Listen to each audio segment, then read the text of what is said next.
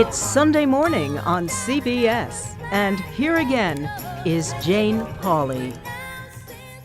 As America looks forward to tonight's Grammys, Michelle Miller introduces us to Suzanne de Passe, whose storied career in the music business begins with the Jackson 5.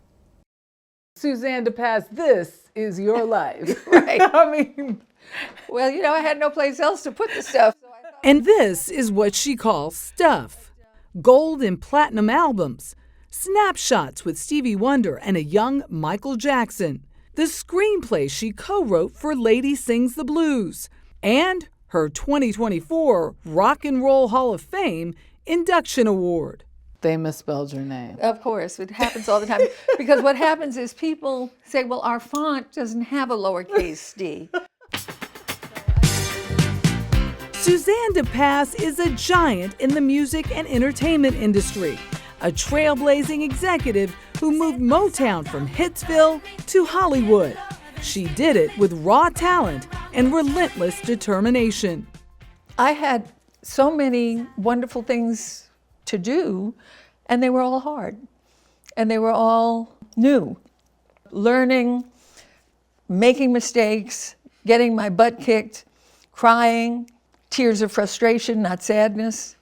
And little by little, I got my legs up under me. Born in Harlem and nurtured in the historic Black community of Oak Bluffs on Martha's Vineyard, de Passe says a supportive family gave her the tools to succeed. What were the lessons you learned from them? I think more than lessons, it was values. By 19, she left college to book performers at the Cheetah Club in Manhattan. Her friend Cindy Birdsong had just joined the Supremes and introduced her to her boss, Motown founder Berry Gordy, who hired de Passe as his creative assistant. When he decided that I should come to the company, I asked for a contract. He said, I don't do contracts, and I was there for 21 years without one, on a handshake. Part of her job was to find new talent, and that's what she did when de Passe first heard about a group of brothers from Gary, Indiana. They called themselves the Jackson 5.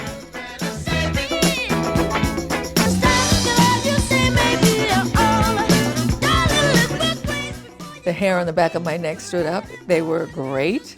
The hair literally stood up. Yeah, the hair. This is my big barometer back there. Back there, not the ear. Not the ear. The hair. Absolutely, because when you feel something, it's not intellectual at all. Finally said, oh my gosh, Mr. Gordy, I saw this great act. He said, great. I said, wait till you see these kids. He said, kids? Kids. I don't want any kid acts. Are you crazy? She wasn't. But I had you to myself. I don't want you around. Don't get it, baby. And Motown introduced the Jackson 5 to the world. De Passe took them to the dentist, worked on their early dance moves. She even picked out their wardrobe. Where did you find that hat? On 8th Street in Greenwich Village. It was iconic, but nobody knew it at the time. In the 1970s, she was discovering and developing artists for Motown in LA, signing the Commodores. That's why I'm easy.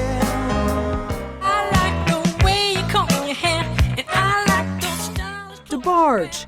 She's a very kinky girl, the kind you don't take home to mother. Rick James. I feel like I'm lucky to be alive. Why do you say that? Because Rick was bigger than life. He was a great consumer of drugs and just a brilliant, brilliant artist. It is a notorious business and difficult to navigate, especially back then, especially for her.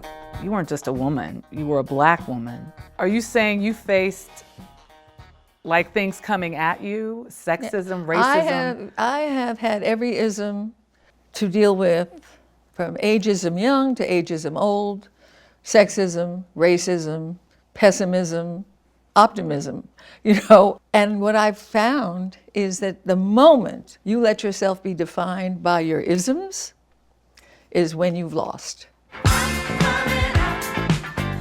De Passe always persevered. She was also a good persuader, convincing Diana Ross that the song I'm Coming Out would be a smash hit. When she first heard it, what was her reaction? She says in very blatant terms, I hate these songs. But you knew it would be a hit? But I felt it would be. Nobody knows. That's the thing about it. Nobody knows. But clearly you have really good I sixth believe in sense. what I believe in, and some of it works and some of it doesn't. But I'm happy to say I have a good percentage. In 1982, De Passe was made president of Motown Productions. One of her first big projects, the TV special Motown 25, Yesterday, Today, Forever. Nearly 50 million people watch Michael Jackson do this. The first time you saw that moonwalk, what was your reaction? Oh my God.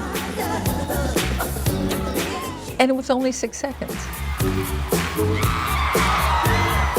But the whole Billie Jean of it all was just magic.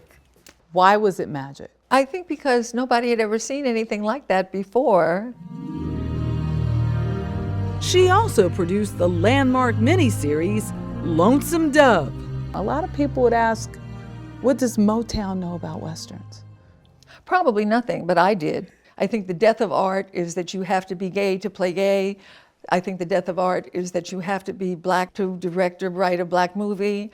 The death of art is to not have the best person do what it is they are well suited and passionate to do, regardless of all that other exterior stuff. And I am sick of it. At 78, she's still listening to her ear and gut, finding new opportunities and stories to tell. And with her induction into the Rock and Roll Hall of Fame, Suzanne de Passe is recognized as a true pioneer.